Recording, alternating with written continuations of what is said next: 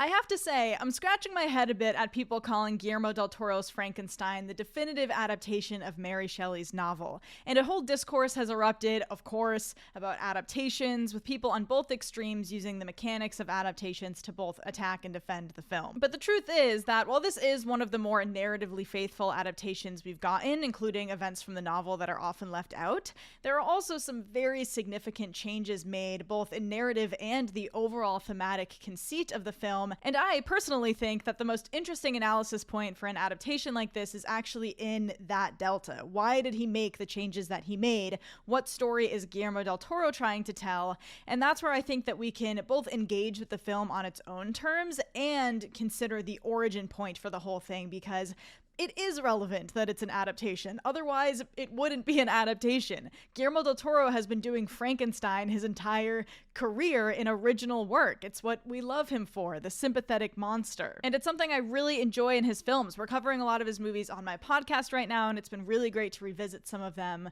But ironically enough, with Frankenstein, his sensibilities are obviously very well suited to it in certain ways, but I think they also end up betraying the nuance and complexity of the original story and the potential for it in his own version by not pushing beyond what we've already seen him do countless times before. So that's what we're going to try and unpack here. This will be a spoiler-filled video. You have been warned if you haven't read the book, or again, there are a lot of big changes made from the book and the film. One really big one that we'll talk about. But let me know your thoughts on Frankenstein, good or bad. What do you think of adaptations, about the conversation happening around it?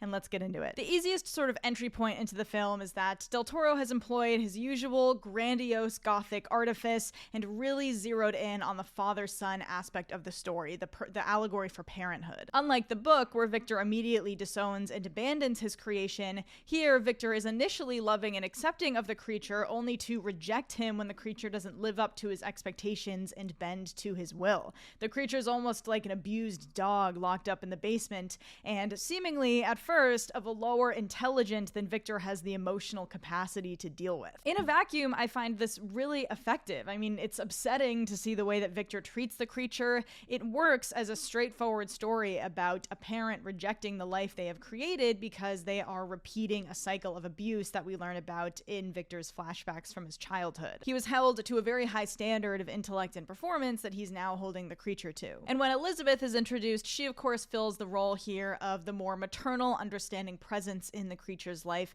even expressing potentially attraction to the creature, which is being debated. I think there are definitely romantic attraction undertones going on here, but it's subtle, and it also works more as a device for Victor to read it that way, because he doesn't actually understand the connection that they have, and he becomes jealous. But regardless, Elizabeth is a much more complex character here than in the novel, and their camaraderie is immediate because she sees and relates to the otherness in him. There's a lot going on, and I'm gonna try my best to explain why it doesn't all come together for me, because there are obviously so many things from the original novel that Guillermo del Toro considered and has worked into this reimagining that he's created. There are a lot of pieces that del Toro has at the forefront of the narrative and is exploring, albeit in a very straightforward, arguably unnuanced sort of way, but there are also all of these pieces that are present but feel unrealized, and it creates a dissonance where Guillermo del Toro is telling a story that's like a skewed simplification of Frankenstein,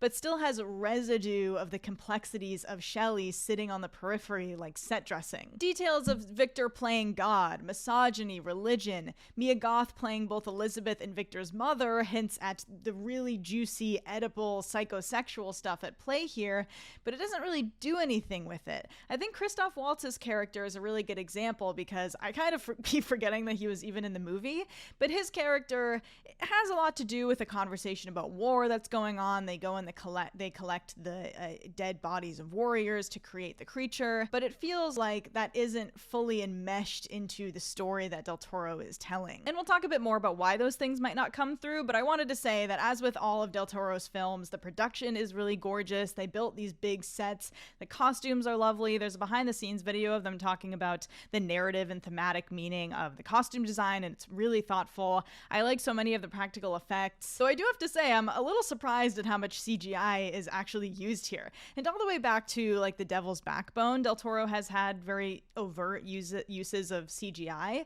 But things in this film, like the very fake-looking wolves and the scene where the creature escapes the burning castle, I found it like very gaudy and distracting. The film kind of has some inconsistent visual identities happening, and it's just a weird decision to me, and I think it adds that sort of Netflix sheen that people are talking about a lot. It makes it all feel a bit hollow and fake. Something I was also thinking about a lot during the film is that there's hardly a feeling of horror or terror, and I'm very aware that the cast and crew has been really forthcoming about the fact that this is not a horror film. It's more of a Mexican Catholic family drama, and when I say that, I don't mean like it has to have a bunch of horror tropes and conventions. I mean that, honestly, primarily, I never felt the impact of what Victor had actually done. Mary Shelley talked about how writing Frankenstein, it was something that was really terrifying to her, and she hoped to instill that terror in the audience as well.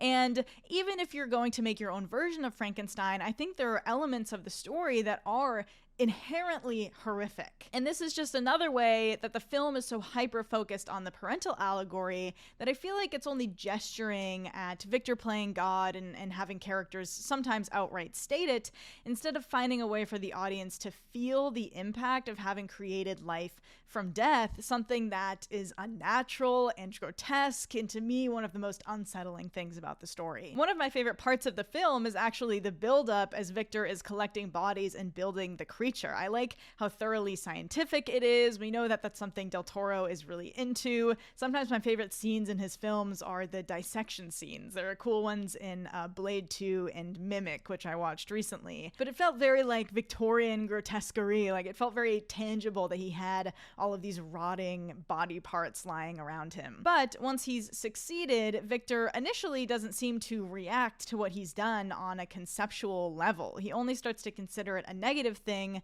when the creature doesn't obey him and turn out to be what he wants. Again, worthwhile themes as it relates to his self-centeredness and abusive nature, but it's just so one-dimensional, and instead of playing with the horror elements of it, the tone is very weepy and flowery in a way that I found kind of lame. I mean, one can only imagine the feeling of being the person who does that. The shame, regret, disgust. Victor contemplates suicide in the book, but it feels like the film almost takes for granted the idea of reanimating dead flesh because we're so used to it at this point. In addition to it just rarely feeling like there's any interiority to these people beyond what purpose they serve to the narrative, and like broad archetypes of good and bad. I think Oscar Isaac is great in the film. I know not everyone agrees with that, but I enjoyed watching him ham it up, even if he's underserved by the one-dimensional character work. Jacob Elordi is doing really great work too as the creature. His physicality, his expression, and his eyes, the voice that he's doing. It definitely feels like Del Toro was the most passionate about bringing his character to life, but for me it was almost hard to connect when he's so wholly sympathetic and righteous to the point that he's practically batting his eyelashes in certain moments. And he's meant to be, you know, an innocent, almost like an infant, but then the anger that we see him exhibit in moments like when he kills the wolves or the men at the ship or flings Victor across the room feel almost out of place after Del Toro goes to such lengths to ensure that any act of violence he commits is in self-defense. This is another example of those big changes and the residue of the source material feeling at odds with each other to me and not fully realized. We're making him commit acts of violence, but not really. What makes the creature so interesting in the book is that he does commit evil deeds out of anger, deplorable ones, and he serves as a mirror to Victor, the sins of the father and all of that. Imagine a version of this film where instead of William dying by accident, the creature strangles him in cold blood. Imagine if the creature was the one who killed Elizabeth. I think that would be interesting, considering there's this attraction and messy, jealousy, Oedipal stuff with Victor. Then there would be something to really grapple with. But there's an unintended effect here where Guillermo del Toro is so committed to the humanity of the creature that he actually strips him of it by not allowing him to be a truly complex, challenging being. The creature isn't a mirror to Victor's ugliness, he's a superhumanly saccharine beacon of purity. The film isn't asking us to sympathize sympathize with the creature despite the things that he's done, which I believe is a much more powerful, complex thing to reckon with. But instead, there's no ambiguity. There's nothing thorny, nothing to discover or sink your teeth into. And I hate the ending. Oh, I hate the ending. I'm sorry. Again, it's just so neat and tidy and kind of hokey to me. It's like parental trauma wish fulfillment, where Frankenstein outright says, "I'm sorry, my son," and the creature says, "I forgive you," or whatever it is that happens. And everyone learns a nice lesson, completely flipping the tragic ending of the book to something that is still tragic. What's happened is certainly tragic, but there was an intentional decision to keep the ending of the book that is bleak for the creature. And I don't want to say that Guillermo del Toro shied away from a bleak ending. Like, obviously, this is the story that he wanted to tell, and there's a hope there that a lot of people think is a great change and is a very sweet ending. But beyond how sudden and unearned it feels in the context of their relationship in the film, it's just emblematic of the foundational approach he took to this that I just can't get myself on board with. So, a lot of it is just a matter of taste. Guillermo del Toro has a brand of sincerity that reaches people in different ways, and some people might be very moved by it and relate to it. Again, his Mexican Catholic background and how it influenced his approach to the story is being discussed a lot, and I really appreciate hearing that perspective. But some people still just might think it feels like the edges have been sanded down and it doesn't quite fit into what was brought from the Frankenstein story. Personally, this one was the latter for me, so I'm going to give Guillermo del Toro's Frankenstein 2.5 out of 5 stars. Again, I tried to take the movie on its own terms while considering the version of the story that Guillermo del Toro wanted to tell, but it is an adaptation. We all have different relationships to the source material, to del Toro's sensibilities, so mileage will of course vary. I still don't think that we've gotten the definitive adaptation of Frankenstein, but I'm very glad a lot of people are loving it. Del Toro is a great filmmaker and a great person, and I'm excited to see him keep making movies. So let me know your thoughts on Frankenstein, guys. Don't forget to like and subscribe and keep an eye out for more videos soon. Thanks for watching.